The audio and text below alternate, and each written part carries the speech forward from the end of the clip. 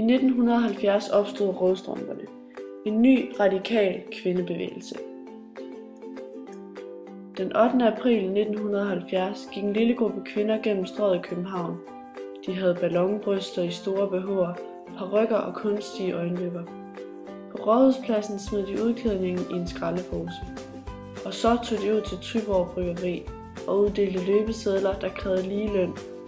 Aktionen vakte kolossal opsigt og regnes for at være starten på Rødstrømpebevægelsen. Fagbevægelsens kvinder og Rødstrømperne havde ikke meget til fælles. I fagbevægelsen var der mange, der betragtede Rødstrømperne som nogle forkælede døtre af vildbjergede forældre, der ikke forstod arbejderkvindernes situation.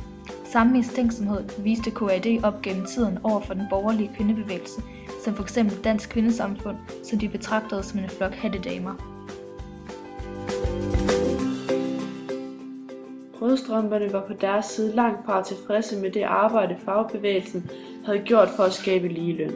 Rødstrømperne fik køligt svar på tiltale fra KAD's formand Edith Olsen, der frabad sig al indblanding fra disse kvinder, som havde slogans om at gøre det private politisk og give kvinden selvbestemmelse over sin egen krop.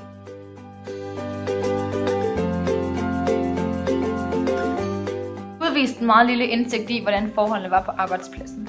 Edith Olsen kunne ganske enkelt ikke tage deres kritik alvorligt.